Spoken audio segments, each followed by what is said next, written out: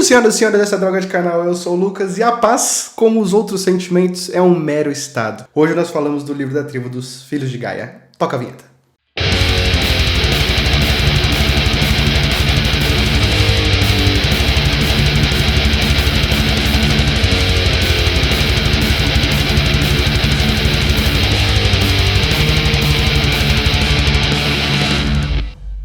Como nós chegamos ao último livro do ciclo de 94 de Lobisomem Apocalipse, como sempre de praxe, nós temos a votação dos livros para decidir a ordem de apresentação do próximo cenário do Mundo das Trevas.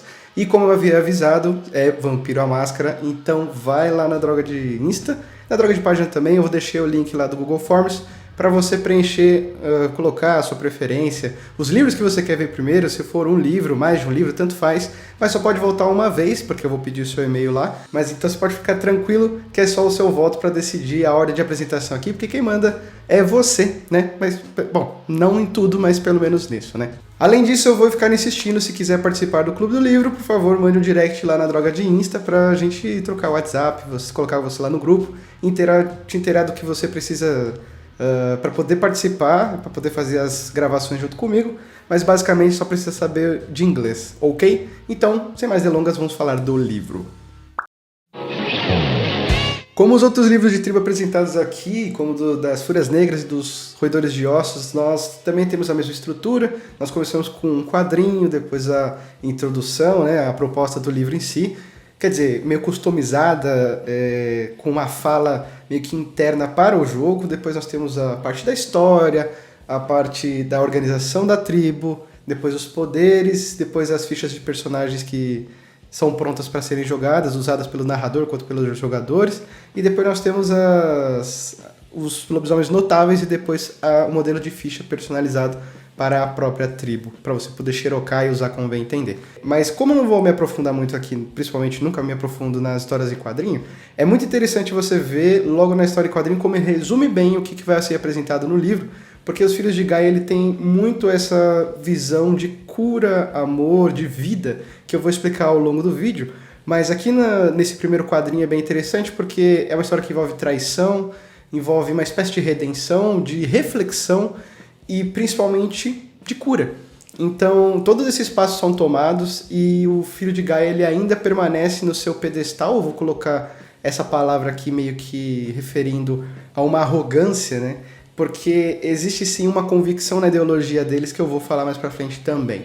Mas é muito interessante como isso se permanece e isso é muito importante para que a tribo continue sendo esse espírito persistente da cura, da vida de Gaia, né? E o que eu posso dizer por agora é que é justamente essa palavra que é o proselitismo, né? No próprio livro usa essa palavra, eles são muito moralistas, eles falam muito sobre o que se deve fazer, o que é a verdade, né? O que eles acreditam que seriam os passos necessários para que quando chegar o Apocalipse eles realmente estão preparados, estão fazendo a coisa certa durante todo esse tempo para poder fazer com que Gaia se restaure e a Wyrm não prolifere do jeito que ela prolifere e reine do jeito que ela reina, né?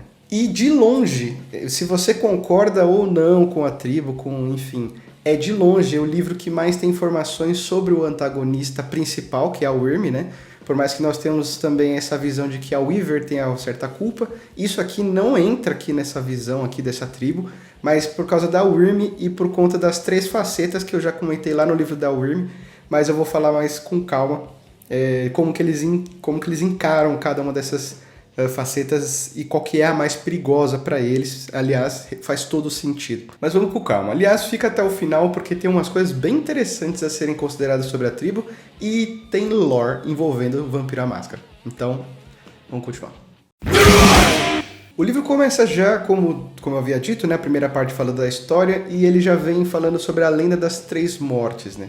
O que seriam essas 3 mortes? São justamente as aparições das 3 facetas da Wyrm. Então eu vou discutir, né? Vou discutir não, porque eu tô sozinho, né? Mas eu vou apresentar para vocês aqui cada uma dessas mortes e por que é exatamente essas mortes, né? A primeira morte é justamente baseada no mundo em que ele era uma coisa só, as forças elas eram uníssonas, e então houve uma separação, e essa separação é que houve justamente a criação da tríade, a formação das coisas, a separação do mundo espiritual do mundo terreno. Nós estamos vendo essa informação aqui no livro dos Filhos de Gaia. Então pode ser que tenha alguma incongruência com algum livro que fale mais de espiritualidade, sobre esse fator que fez a separação, que muitas pessoas acreditam que tenha sido justamente o dilúvio ou algum outro evento que é desconhecido para muita gente, né? É um mistério, são só suposições. Mas enfim, essa primeira morte é justamente quando tem essas primeiras separações, e é quando aparece a primeira faceta da Wyrm, que é a Devoradora de Almas. A Devoradora de Almas, como eu já expliquei, como vocês talvez já conheçam, ela é justamente aquela da extinção. E a extinção, ela se baseia justamente nas preocupações, em exaurir os recursos, enfim, em todos esses sentimentos que faça a morte, a redução, enfim, tudo que engloba isso é que a gente vai entender como a Wyrm profanadora não, a Wyrm, a Devoradora de Almas. E como reação, é lógico que como ela é a destruição em si, ela é a extinção em si, então o lobo, né, nós temos aqui, acredito eu, que uma figuração, e esse lobo ele se sacrifica para poder salvar Gaia, né?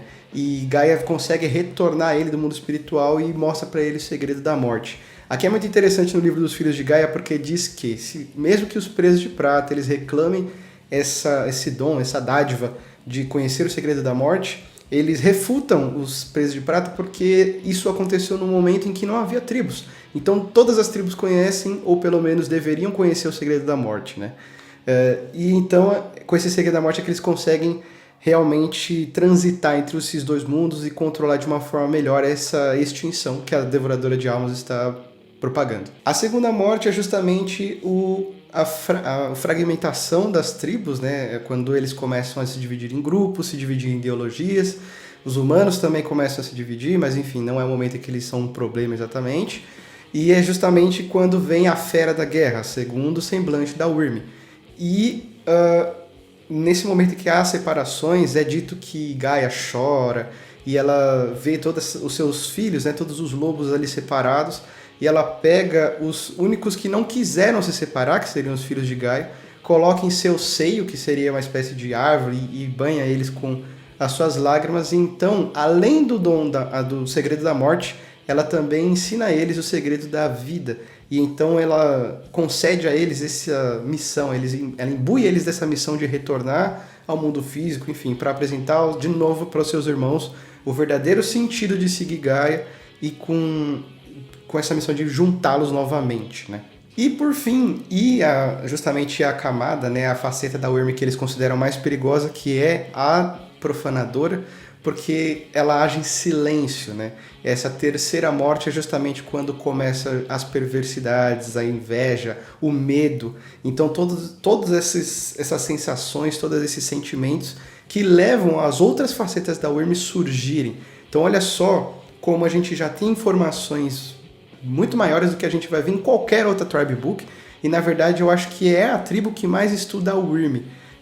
Mesmo que mas a gente tem os Senhores das Sombras que flertam bastante com as trevas, nós temos os Uktena também, que eles metem os dedos nas coisas mais sombrias para poder descobrir os segredos e blá blá blá, mas esse estudo em si ele leva à reflexão, né? E os Filhos de Gaia eles trabalham muito esse papel da reflexão, muito importante.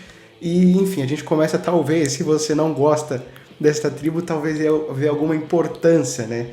E falando nisso, sua terapia está em dia? Dando um passo à frente, nós temos já o episódio do Impersion, e aqui nós começamos a entender um pouco melhor o que é os Filhos de Gaia, né? No final desse vídeo eu vou fazer minhas considerações finais, então eu vou só me ater aos fatos aqui. Então vamos lá.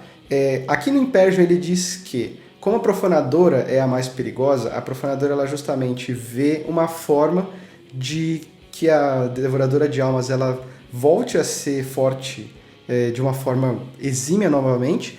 Então ela faz com que a humanidade ela comece a crescer desenfreadamente com o intuito de encerrar os recursos naturais que tem, enfim, para eles poderem copular sem compromisso, sem amor. E é justamente essa contraproposta que os Filhos de Gaia vêm, né?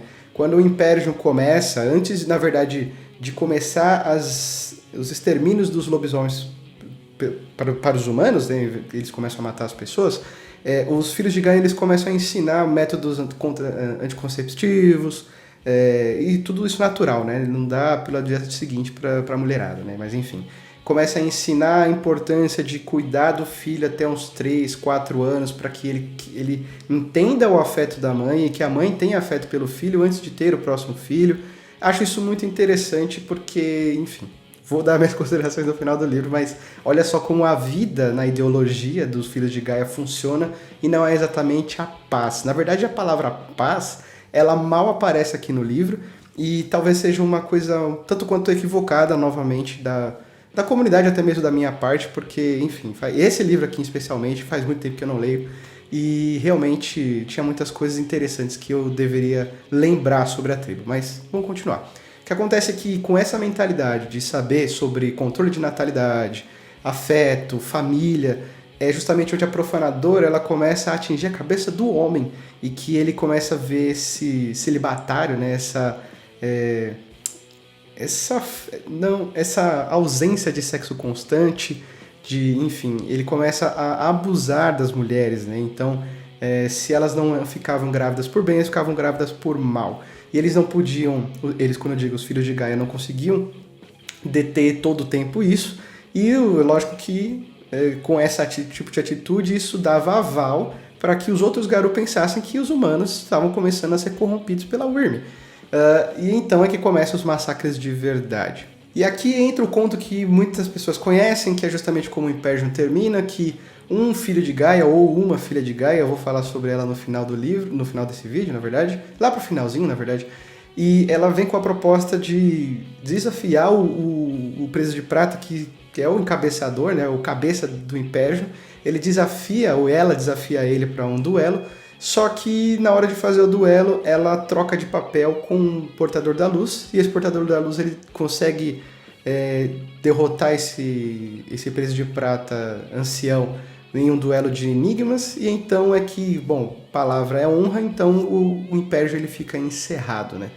Acho interessante como eles não ligam muito para honra e esse tipo de coisa em prol de um objetivo que seja justo para todo mundo, mas vamos devagar, não vamos santificar os filhos de Gaia não, tá? O que eles não contavam com tudo isso é que, embora eles tenham impedido o Império, eles não resolveram o problema de superpopulação, e é lógico que os humanos cresceram e surgiram as primeiras civilizações. E quando vem civilizações, vem vampiros. Olha, o livro, na verdade, parece uma panfletagem. Na verdade, o livro não, né? Essa parte aqui, ela parece uma panfletagem porque começa a falar sobre todos os feitos que os filhos de Gaia fizeram ao longo do tempo e bibibi barabá. Então eu vou dar uma bela resumida aqui no que eles fizeram. Tem algumas coisas importantes, então eu vou sempre colando aqui porque são bastante coisas, tá? Então vamos lá. A primeira delas é que na verdade eu nem lembrava disso, pô, é mais que uma coisa de enxerida do que qualquer outra coisa, é que quando as 3 tribos puras, né, que são os Croatã, os Wendigo e os Uktena, estavam se preparando lá na Ásia, né, no leste, para poder, eles fizeram um ritual de purificação para poder atravessar o Estreito de Bering para chegar nas Terras Puras. Entre eles estavam alguns filhos de Gaia, né? Eles foram disfarçados mesmo, né? No intuito de ajudar onde eles fossem, né? Eles não queriam deixar os irmãos deles viajarem sozinhos, então eles foram também. Mas uma pequena parcela, e parece que eles perderam contato com esses caras, porque, enfim, é um fato, né? A gente só tem contato com as tribos puras só na época das colonizações, né? Eles influenciaram também muito no reinado das antigas civilizações, tanto para finalizar conflitos, para que os reis eles colocassem leis mais justas. Isso eu estou falando de Hammurabi, estou falando de Gilgamesh, estou falando até mesmo da Grécia, de Atenas, né? Isso tudo eles falam aqui que eles influenciaram nessas decisões para que a humanidade ela pudesse progredir de alguma forma positiva. Uma coisa que eu acho interessante, e aí nós vamos de novo voltar à mentalidade dos anos 90, é que o livro ele critica muito sobre as visões religiosas que nós temos hoje, né? Na verdade, as correntes religiosas que surgiram há muito tempo, que elas, enfim, elas destruíram o papel feminino, destruíram o papel que Gaia tinha na sociedade. E eu estou falando aqui de judaísmo, estou falando do Antigo Testamento católico, estou falando sobre o islamismo, Mas eu estou falando, mas na verdade eu estou parafraseando o que o livro diz, né? Porque ele dá todas essas atitudes em que eles tiram a forma da mulher, como ele diz aqui, de algumas religiões que eles seguiam, principalmente as semitas ali do Oriente Médio, enfim. Essas religiões que seguiam o feminino sagrado, eles mudaram ali os nomes, eles fizeram uma religião patriarcal, e assim eles diminuíram completamente o papel da mulher, assim como sacerdotisa, como líderes, né? Muito interessante pensar sobre isso. E os filhos de Gaia, ao longo do tempo, eles sempre tentaram resgatar esse papel, né? Porque esse papel do feminino é justamente a remissão a Gaia, né? Então é importante, não é justamente porque é mulher e não é só por causa disso, não também diminuindo essa mentalidade, mas eles também estão preocupados com a espiritualidade, com o que eles acham do feminino, com o símbolo do feminino, né? E uma coisa que eu acho bem interessante é que ele coloca essa dualidade das coisas que vêm de dentro, que não se ensina, que são respeitosas, que não precisa diminuir ninguém para se conseguir seguir suas crenças, suas virtudes. Ele coloca como atitudes de Gaia, e aquilo que é de fora, que é vem prejudício na minha cabeça, mas é o preconceito que vem justamente as coisas negativas, as coisas que são criadas, que são não intuitivas, ele coloca como coisas da Wyrm, né? Assim como o pensamento de Thomas Hobbes, né? Que ele acreditava que o ser humano é bom e a sociedade quer dizer, ele acreditava que o ser humano é ruim e a sociedade o corrige. E o Rousseau que fala justamente o contrário, né? A teoria do bom selvagem, que o ser humano nasce bom e a sociedade é que o corrompe, né? Essas dualidades eu acho muito interessantes, mas são formas de se pensar. Aliás, o Rousseau, essa mentalidade aí, cara, é muito interessante porque isso vai bater com um episódio histórico aqui dos Filhos de Gaia, né? Que é com o iluminismo, mas espero que você vai entender. Bom, vamos passar um pouco o tempo, né, falando sobre o começo das religiões e coisa e tal. Se a gente está falando de islamismo também, a gente está falando de mais ou menos 600 e pouco depois de Cristo. Então, avançando um pouco mais, já falando sobre iluminismo, na verdade, eu cortei aqui uma parte que para mim é desnecessário citar. Vamos falar um pouco sobre, então, essa época depois das navegações, né? A gente está falando do século XVI, XVII, ou quer dizer, do século XVII, XVIII, que é quando vem o iluminismo, começo do 18, na verdade, que, bom, quando vem as enciclopédias, a gente está falando de Rousseau, Voltaire, e, enfim. Quando o surgimento das disciplinas, não sei se você sabia disso, que era tudo considerado filosofia, e o iluminismo ele vem nessas enciclopédias para realmente separar com matérias, né, como matemática, português, química, física, biologia. Eu acho bem interessante como eles fazem essas distinções para que o mundo acadêmico ele possa andar de fato. E por que isso é importante ser citado? Porque os filhos de Gaia eles viram que as religiões estavam sendo usadas como uma forma de centralizar o poder masculino para poder usar como fonte de corrupção. Então eles usaram justamente esse resgate, né, que, como eu disse, eles interferiram lá nos pensamentos da filosofia da Grécia, e eles fizeram, e o iluminismo é justamente conhecido por isso, né? Eles resgatam os pensamentos mais humanos, né? A gente tem o período do humanismo lá na virada do século de 1500 mais ou menos, século 14, 15, e nós temos esse período agora do iluminismo, que ele vai resgatar realmente as filosofias de uma forma mais forte. E a gente tem o naturalismo, né, que é o Fulgere Urbem, pelo menos a minha área de literatura é assim que a gente conhece, que é justamente esse resgate ao natural, à época da Arcádia antiga. É um período que a gente chama de neoclassicismo, né, ou arcadismo, justamente para se voltar a essa época do grego, em que as coisas eram mais tranquilas, que o homem ele volta a ser centralizado no sentido de estudo, e a religião ela fica um pouco à parte, né? Isso vai voltar, literariamente falando, só no romantismo de uma forma mais mística, mas mesmo assim limitada. A partir desse momento o mundo muda muito, né? A gente também está falando de revolução industrial e coisa e tal. Essas são consequências que não são colocadas aqui no livro, que eu gostaria de apontar, mas espera um pouquinho. O que acontece é que, como eu disse, essas religiões elas estavam sendo colocadas de forma muito ditatoriais, então eles colocam essa racionalidade na humanidade, eles instigam, né? Tem até nomes de parentes aqui que fizeram isso por eles, para que eles possam ter um certo controle novamente sobre o que eles estavam fazendo, sobre a espiritualidade de Gaia. Então eles usam a razão para que esse estudo pela natureza traga um afeto novamente pela mãe. Então, olha só que interessante. Mas voltando ao que eu disse, que não existe essa observação aqui no livro, é que por mais que eles tentem o tempo todo trazer esse apego por Gaia e coisa e tal, essa racionalidade é um aspecto da Weaver. Então, não existe meio que um equilíbrio no que ele está querendo fazer, que é o Wild, é o Weaver, e deixar o Wyrm de fora. É que talvez ele foque tanto nessa periculosidade da profanadora que ele esquece que a Weaver também é um mal. Aliás, os filhos de Gaia, por mais que eles sejam naturais, eles são muito humanos, né? E os humanos, eles são ligados às cidades.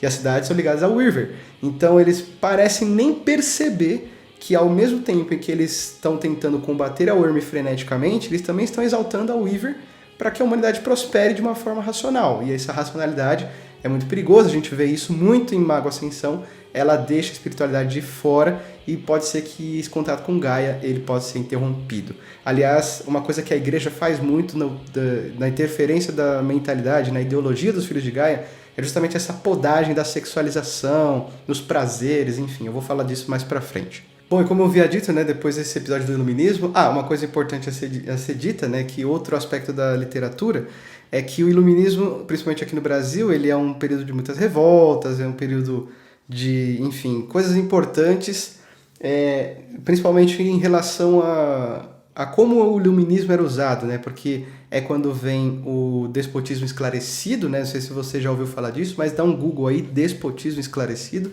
que você vai ver o Marquês de Pombal, lá de Portugal. Cara, são coisas muito interessantes e olha como a religião realmente, historicamente, foi podada em muitos lugares do mundo, né? Mas voltando, né? Muitos outros nomes surgiram ao decorrer do tempo de forma pacifistas, né? Estou falando de Václav Havel, eu já falei disso dele lá no vídeo da segunda edição do livro básico de Vampiro à Máscara. E surge Gandhi também, que eles fazem propostas de intervenção, de revolução pacíficas, né? E isso tudo, segundo os filhos de Gaia, foram colocadas pelos seus ideais, né? Então eu acho isso interessante, mas mesmo assim, olha como o mundo está hoje e, bom, a profanadora, ela é de longe, né?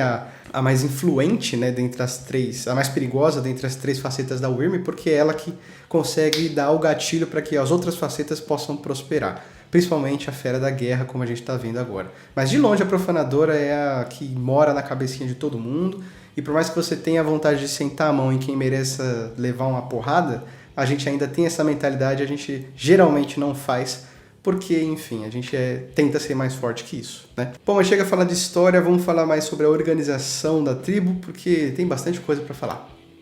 O caminho do bem. Bom, apesar de ser contra segregações, né, como a história mesmo dita anteriormente, aí já vem as primeiras contradições, mas são válidas, tá? Não vou passar esse pano aqui para eles. Os filhos de Gaia, eles também se dividem em campos, né? E só que tem uma observação muito importante, é que esses campos eles são abertos para qualquer filho de Gaia participar. Não existe essa exclusão de que se você participa de um campo você não pode participar de outro. Aliás, os campos são abertos e você pode participar de mais de um campo, mesmo que eles sejam contraditórios. Eu não entendo essa dinâmica, mas se funciona para eles, então é só na prática mesmo. Eu nunca fiz, então, bom, enfim. Bom, o primeiro campo é os Servos do Unicórnio, aqui diz que é o mais populoso, que ele representa mais da metade da tribo, fazem parte desse campo, que eles mediam os conflitos entre outros Garou e eles lutam pela unificação das tribos, né? Ou seja, é um campo genericaço, né? Porque, de novo, eu já tinha dito sobre isso das Fúrias Negras, que, cara, se as Fúrias Negras, elas são, por exemplo, a tribo que ela foca que ela tenta resgatar e preservar o poder feminino e da natureza, então o que você vai pensar sobre um campo que diz que eles lutam pela preservação do feminino e da natureza? Quer dizer que esse campo ele faz mais que as outras? Ou as outras não fazem o suficiente para que esse campo faça de novo? Então, para que serve esse campo dos Servos do Unicórnio, sendo que ele vai repetir a proposta da própria tribo?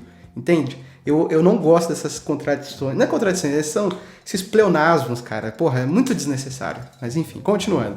A gente tem a Ponta do Chifre, que é justamente... ela integra os Filhos do Unicórnio, e eles são a linha de frente, eles são os caras que politicamente eles são, eu vou falar mais pra frente sobre isso, mas eles politicamente são os caras que batem de frente com os presos de prata, eles não concordam como as coisas são tradicionalistas dentro da nação Garou, eles querem que os presos de prata caiam, eles querem que as coisas mudem, eles querem unificar de uma vez tudo, então esses caras são porra louca, mas não tão porra louca quanto os caras que tá vindo aí. Enfim, os porra louca são esses caras aqui, que são o ataque iminente. O ataque iminente, ele não acredita exatamente nesse negócio da colaboração. Ele acredita justamente na eliminação daqueles que não conseguem se adequar ao plano dos filhos de Gaia. Então é o seguinte, a gente quer curar Gaia, você não está afim de colaborar, então você deve morrer. Então a cura, ela se dá de uma forma mais de extermínio, mas eles não, aqui diz que eles não fazem isso com um sorriso no rosto, né? Eles fazem isso de uma forma que eles acham necessário, então não sei o que dizer. Ó, de novo, nós temos essa proposta um pouco mais redundante, né? Que são os feitos pacientes, que eles justamente são os caras que eles cuidam dos outros Garou, eles se preocupam em ajudar os outros Garou, em que essa unificação é importante. Tá vendo? De novo, essa repetição, cara. É dizer a mesma coisa com outras palavras. Isso aqui é complicado, mano. Aí nós temos os ungidos, que aqui entra uma menor parte da tribo que está dentro desse campo, que os ungidos eles são realmente os pacifistas. Eles usam zero violência, eles não lutam, eles não combatem, eles sempre estão operando pela cura e pela paz.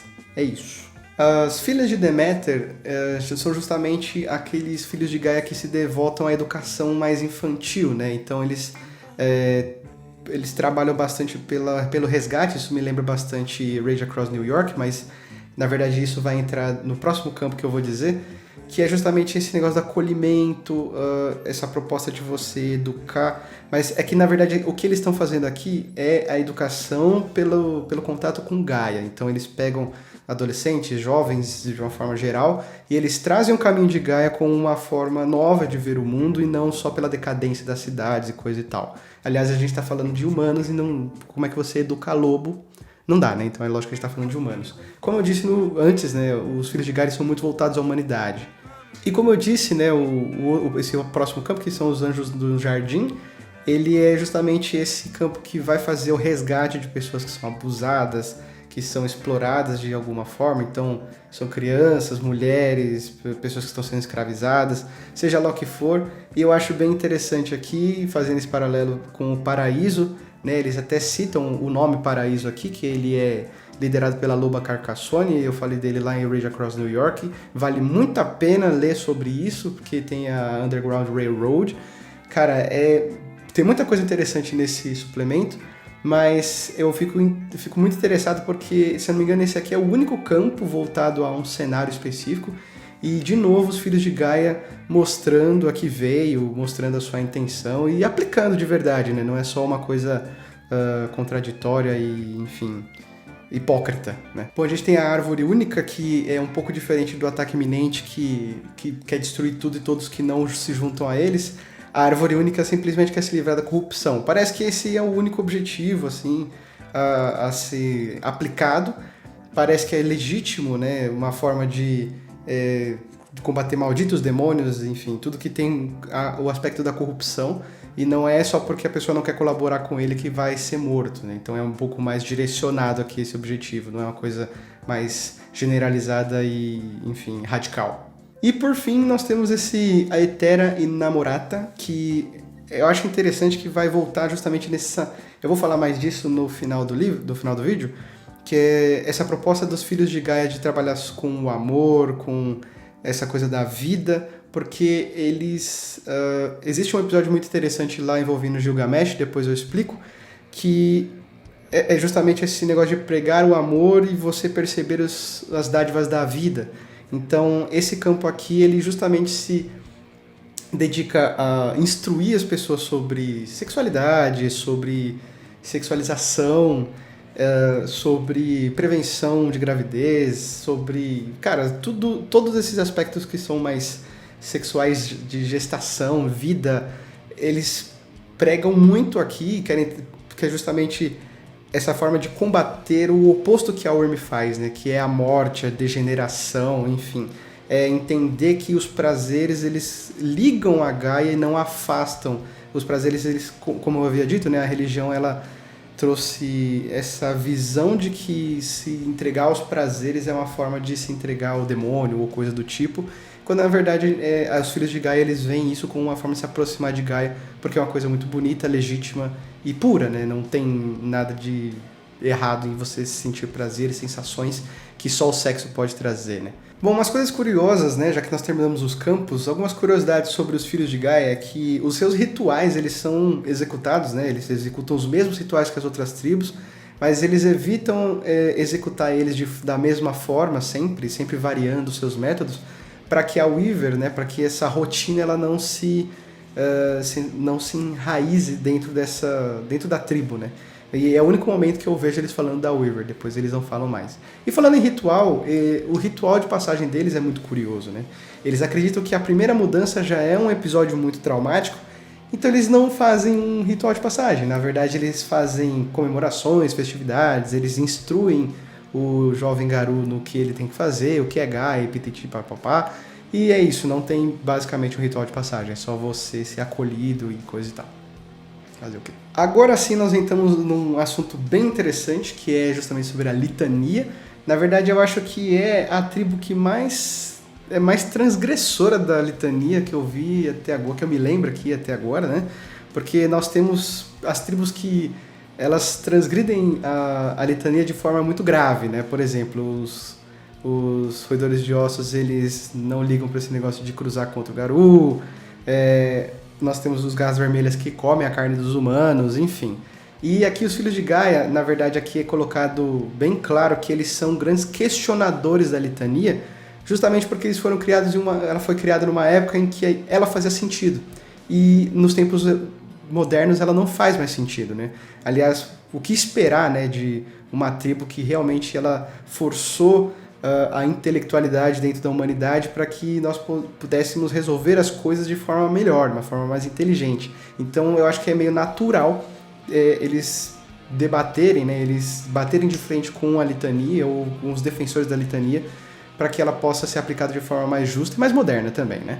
Mas enfim, eu vou colocar alguns pontos aqui, quando eu falo transgressora, que vocês vão entender, mas eu vou colar aqui, enfim, não decorei, caralho. Vamos lá. Eles encorajam o amor entre Garou, né, entre os Garou, mas eles não encorajam a engravidar. Eles não falam exatamente sobre o problema do impuro, aliás, eles acolhem muito bem os impuros, mas eles não veem nenhum problema. Como eles conhecem muitos métodos contraceptivos, então eles conseguem controlar essa natalidade dos impuros e 2 Garous podem se amar tranquilamente. Acho isso muito louco, perigoso, mas... Enfim, eles estão meio que cagando e andando pra essa parada, né? Depois eles... Cara, esse aqui eu acho que esse aqui é o mais absurdo. Porque eles rasgam o véu mesmo pra humanidade. Aliás, a fraqueza deles é justamente que o véu deles é mais fraco. Na tabela ganha mais 5, né? Pra reação na tabela de delírio. E isso por quê? Porque a gente viu isso lá no livro anterior, que foi no Rage Across Australia, que os Bunip não fizeram o massacre do Império na Austrália, então os aborígenes eles eram imunes a esse delírio e automaticamente não criou-se um véu e demorou um pouco mais de tempo para que os espíritos, né, o mundo físico e o mundo espiritual fossem separados e as criaturas são um pouco diferentes por causa disso. Essa é a explicação que é dada lá. Mas enfim, quando a gente fala dos filhos de Gaia, é justamente isso, né? Esse contato com os humanos facilita, né? Eles conseguem lidar. É lógico que em situações de medo, de estresse, esse tipo de fraqueza ela não se aplica, mas normalmente sim. E justamente porque eles são uma tribo apaixonada, que se permite, né? Quando eles confiam, aqui diz, né?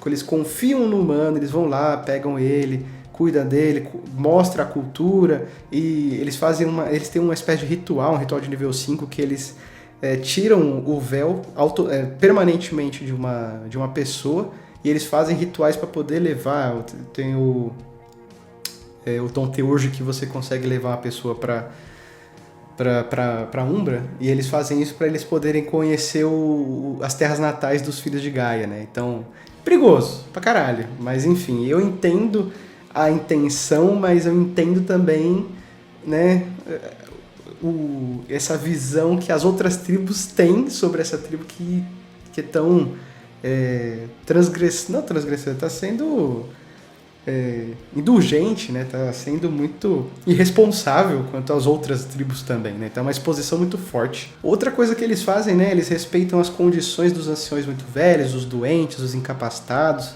e sobre os Garou também que já não podem mais lutar. E isso também vai quebrar a condição do não serás um fardo para teu povo, né? Então, se o cara tá doente, respeita a doença do cara. Ele não merece a morte por causa disso. E por fim, né, eles sempre pregam acima de tudo, na verdade eles são grandes defensores dessa parte da litania, que é respeitar todas as criaturas, pois elas também são filhas de Gaia, né? Então isso aqui eles colocam acima de tudo, porque parece que é a única parte da litania que eles se lembram na hora de fazer as suas próprias vontades. E esse é um ponto que eu vou levantar daqui a pouco. Eu já havia comentado em outros suplementos, mas eu vou repetir, aliás a gente está falando do próprio livro de tribo deles, que é justamente sobre as lideranças, né? As outras tribos, elas não veem uma liderança dentro da tribo, mas na verdade eles se separam em três cargos de poder, né? De liderança dentro de cada seita que eles dominam. E esses cargos, eles se referem justamente ao sistema de câmara que nós temos na democracia moderna, né? Que é o poder legislativo, executivo e judiciário. Respectivamente, nós temos, representando o legislativo, a gente tem a voz de Gaia, que geralmente é alocado por uma mulher, e ela que resolve os assuntos mais importantes, ela é meio que uma líder maior. Depois nós temos no executivo o braço de Gaia, que geralmente é posto por um homem, e ele vai já resolver assim, os assuntos mais gerais, mais mundanos. E nós temos no posto de juiz, nós temos impuros ou anciãos que não podem mais ter filhos, né? E, enfim, esses são os três poderes. Aqui diz que por mais que eles tenham esses sexos e raças e idade nesses postos, e diz que isso não é uma regra e que isso pode mudar a qualquer momento, porque eles não são presos a isso. Bom, eu coloquei esse pedaço aqui... Nossa, esse vídeo vai ficar meio longo, mas enfim. Eu coloquei esse pedaço aqui à parte para poder falar um pouco mais sobre a ideologia dos filhos de Gaia, né? Eles levantam uma questão muito interessante, que é que ninguém está imune às emanações da Wyrm, né? Então, embora como eles considerem não, né? Como eles conseguem enxergar a profanadora como o semblante mais perigoso da Wyrm, mesmo a Wyrm, a Fera da Guerra e a Devoradora de Almas sendo a mesma criatura, né? Elas atacam umas às outras e atacam também os filhos de Gaia, né? Os filhos de Gaia no sentido de as criaturas de Gaia. Isso é importante de frisar porque a profanadora ela também atinge a mente de todo mundo e todo mundo está suscetível aos erros, né? E esses erros eles colocam aqui que é uma etapa de evolução. É um processo em que você, mesmo se você fizer algo de errado, você tem que refletir para que isso não aconteça novamente e que você viva nos prazeres de Gaia, no deleite da vida, no deleite dos prazeres que seja, e que você entenda o que quais são os erros, quais são o que traz para você esse distanciamento do contato com Gaia, com outras criaturas de Gaia também. E eu acho bem interessante porque isso vem em uma filosofia que é o epicurismo, né? Não vou explicar o que se trata, dá um Google aí se você quiser, mas saiba que o epicurismo ele é muito confundido com o hedonismo, né? O hedonismo ele é muito mais, vamos dizer assim, inconsequente do que o epicurismo, porque o epicurismo ele traz uma filosofia realmente de bem-estar, e o hedonismo ele é um tanto quanto destrutivo. Mas enfim, dá um Google lá que você vai entender o que eu quero dizer, que vai entender muito melhor o que os filhos de Gaia eles querem trazer ali na filosofia deles. E agora tem uma errata, na verdade, que nem tudo são flores, é que, de novo, né, quando eles vão falar sobre a parte... Eles não falam exatamente das partes do mundo em que os filhos de Gaia têm uma influência, mas eles martelam muito que não existe um ponto específico em que eles têm a força, mas eles têm ações no mundo todo. Porém, eles têm mais facilidade em implantar ações, preste atenção no que eu vou dizer, nos Estados Unidos, na Suíça, na União Europeia, na União Soviética, e eles têm mais dificuldades em que os conflitos são maiores, né? Por exemplo, na África, no Oriente Médio, e isso é um grande furo, porque assim, se eles se julgam tão inteligentes assim, então eles deveriam pelo menos colocar uma observação aqui dizendo que esses conflitos que acontecem na África, no Oriente Médio, são massas de manobra justamente nesses países em que eles dizem que têm facilidade de implantar mais as suas ideologias, né? Porque toda essa guerra de comunismo, capitalismo, que acontece guerra de Vietnã, Israel-Palestina, cara, isso tudo foi incendiado pelas essas grandes potências, entende? Então, dizer que funciona esse tipo de ideologia nas grandes potências, vai tomar no seu cu, tá ligado?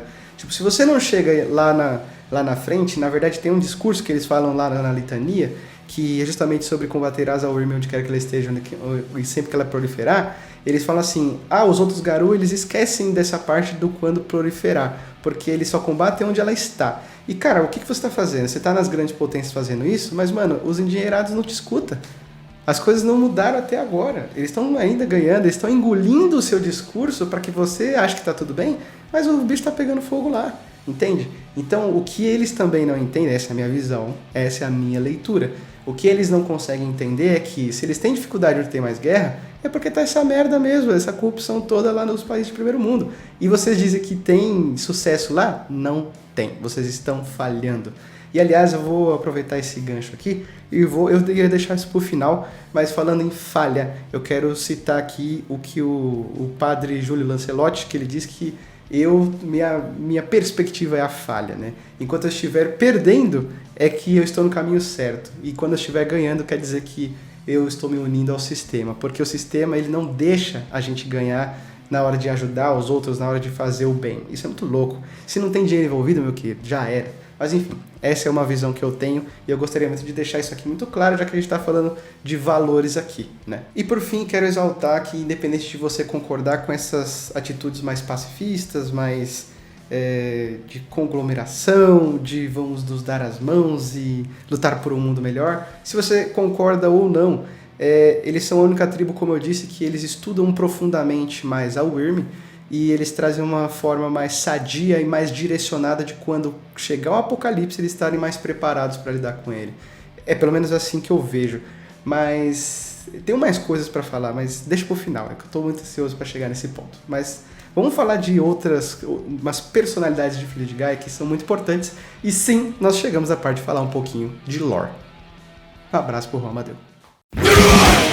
Bom, vou falar sobre duas personagens aqui. A primeira é Grom, guardiã ou guardião das histórias, que é um Ahrum, ele é hermafrodita, enfim, eu não sei, é mais uma questão de representatividade aqui. Essa pessoa é justamente quem foi responsável por parar o Impersion, por fazer o desafio ao Preso de Prata e ceder o seu lugar no desafio para um Portador da Luz no duelo de Enigma, para que o Impersion fosse perdido, né? E por que eu estou ressaltando isso? Porque quando o Impersion acabou, ele foi executado, ou executada, né?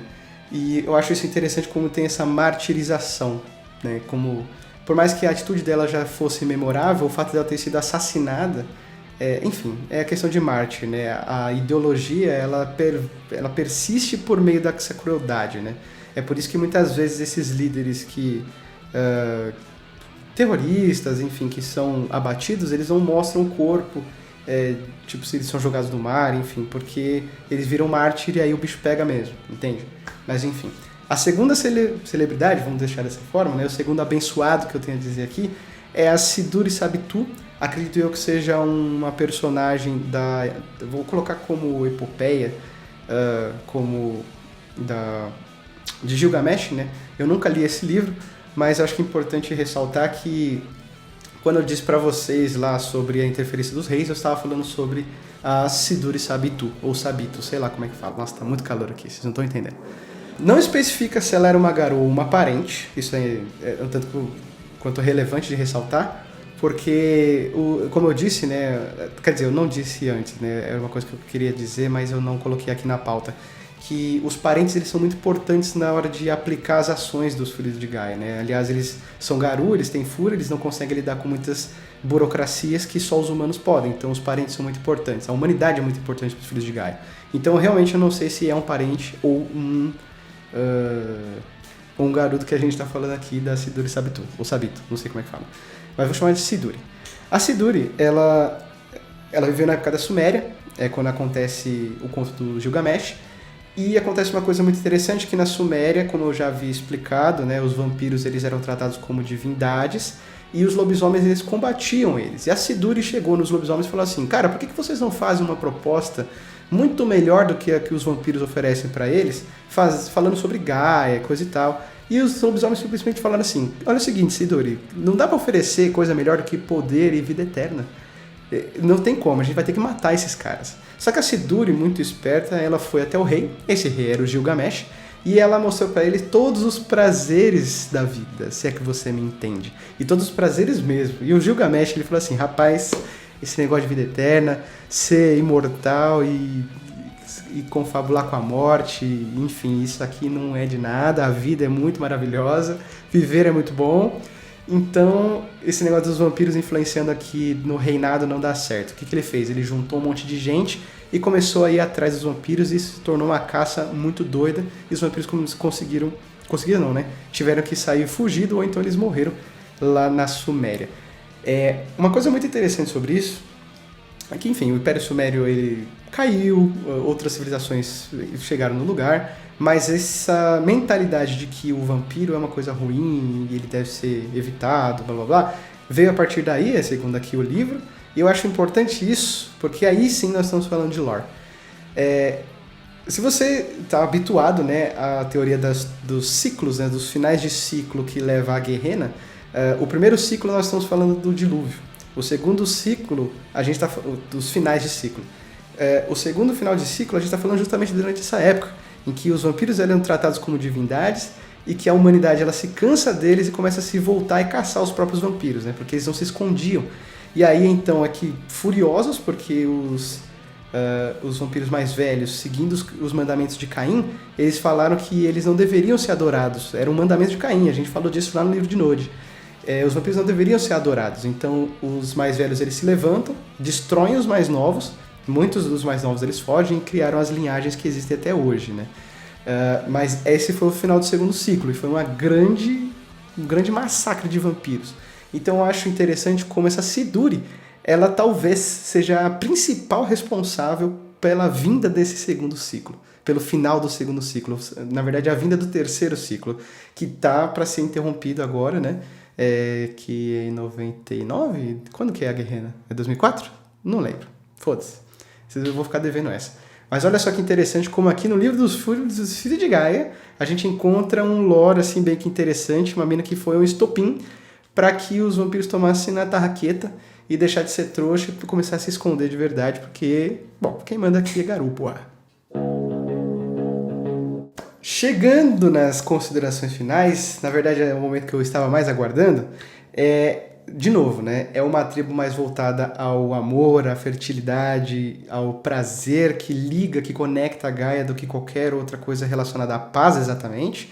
Na verdade, se você pensar que todos esses aspectos trazem a paz, né? E quando eu digo no começo do vídeo que a paz é só um sentimento, é porque a profanadora ela tá na nossa cabeça o tempo todo. Existe uma coisa, essa angústia por mais, essa falta de confiança que faz a Wyrm penetrar na nossa mente.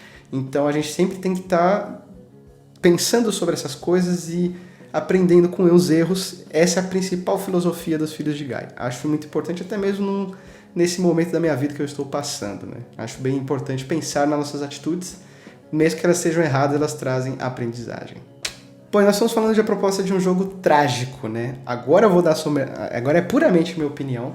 Por que trágico? Porque é o seguinte, apesar das boas intenções, a gente não está falando de um jogo em que só tem Filhos de Gaia. A gente está falando de um jogo que tem mais 12 tribos e tem mais uma tribo que é a corrupta. Então, eu acho muito interessante como toda essa boa vontade existe, mas a gente tem que lembrar também que para você fazer essa unificação de tribos em uma tribo só, existe uma perda de identidade. E as outras tribos, elas têm muita identidade, elas têm razões, elas têm rancores, elas têm histórias, elas têm valores que simplesmente os Filhos de Gaia não têm exatamente. Os valores deles são completamente enraizados nos valores de Gaia. Eles não são exatamente culturais. Então, existe essa diferença muito grave que, na verdade, se torna utópica, essa mentalidade de juntar todas as outras tribos, e isso é muito angustiante, isso é uma tragédia do caralho, porque, bom, é você jogar pra você ver tudo ruir, entende? É a mesma coisa de você ser um vampiro tentando alcançar a Golconda. Você tem ainda que lidar com a sua fome, você vai ter que sofrer muito para poder alcançar, se um dia você alcançar, se for verdade. Entende? Eu acho muito foda, eu adoro esse tipo de proposta de jogo que a tragédia tipo, tá escrita, né? E aliás, a principal característica da tragédia, na verdade, que eu nunca disse isso, eu vou dizer mais, enfim, no momento certo, quando chegar, de vampiro, é justamente porque a tragédia, o destino pertence aos deuses, né? Então você pode fazer o que você quiser, o destino está selado, você vai errar, você vai falhar. Se alguém já disse pra você que você vai falhar exatamente como a pessoa diz que você vai falhar. É por isso que os filhos de Gaia, eles não funcionam. E isso é maravilhoso. Essa proposta de jogo eu gosto muito de trabalhar com essa insistência e essa coisa de ser proselitista, de você defender a ideia, de fazer as pessoas tentarem entender seu ponto de vista a todo custo. Isso é muito desesperador, isso é, cara, é patético, é quase digno de pena, entende? E ninguém quer ouvir, ninguém se importa. Pode ser até que você acredite nessa ideia, mas você simplesmente se nega porque não faz parte de você. Cara, isso é muito triste. É muito triste. E, pra você entender mesmo agora, se todo mundo concordasse, não seria Mundo das Trevas. O Mundo das Trevas é cruel. Essa é a proposta. Pode ter aqui um livro inteirinho de uma tribo falando que a paz, bibibi, popopó, bibibi, popopó. O Mundo das Trevas, mano, você... Cara, tá falando groselha, as pessoas não querem saber da paz, as pessoas não querem saber de união, entende? Cada um tem seu objetivo, cada um por si. Cara, isso é louco, isso é muito louco, isso é louco. E um jogo só de Filhos de Gaia seria um jogo chato, né? Imagina todo mundo fazendo a coisa certa. Aliás, não seria um jogo chato, vou retirar o que eu disse e vou reformular o que eu disse. Na verdade, seria outro jogo, porque como eu disse, é um jogo do mundo das trevas. E também esse contraste do visceral com o racional, eu adoro isso, cara. Adoro isso mesmo. Mas enfim, já que a gente tá falando de tragédia, eu quero dar um exemplo claro para você entender o que eu quero dizer, principalmente porque existe essa possibilidade de cair para o Wyrm. E o exemplo disso é o Samuel Haidt. O Samuel Haidt, ele é um filho de Gaia, caso você não saiba. Ele era um parente filho de Gaia e ele estava muito descontente pelo fato de que todos os seus parentes vão colocar seus irmãos, seus consanguíneos Garou, eles serem incompetentes, eles serem idiotas. Então ele começou com essa mania, com essa obsessão de se tornar um Garou também. Acho isso muito louco, né? Principalmente vindo de um parente, filho de Gaia, né? Que é muito menos preso a essas responsabilidades com Gaia do que os próprios Garou. E quando ele se tornou Garou, ele não teve responsabilidades com Gaia. Então, enfim, olha só como... Olha só, Samuel Haidt não é de todo mal, tá vendo? Tem essa reflexão que é bem interessante. Mas a gente precisa ler o livro inteiro de Filho de Gaia para poder entender o filho da puta, né? Mas enfim. E eu quero deixar uma pergunta para você, né? Você acha que a proposta de combate contra o apocalipse dos Filhos de Gaia seja plausível? Então deixa nos comentários aí. Deixa um comentáriozinho aí, beleza? E essa droga se propaga pela droga de página, droga de Insta. E não se inscreve aí nessa droga... o sininho aí para você não perder quando vier vídeos novos e compartilha nas suas redes sociais, suas mesas, onde você bem entender. Deixa um comentário aí, principalmente respondendo essa pergunta que eu deixei para vocês e sempre com bom senso, respeito, dá se aceita, tá? O pessoal não é obrigado, nossos olhos não é pinico. E é isso aí, gente. Leia o livro para saber mais sobre os prazeres para se conectar com Gaia, com a mãe. Porra, pegou mal com a mãe, né? Enfim, acabou.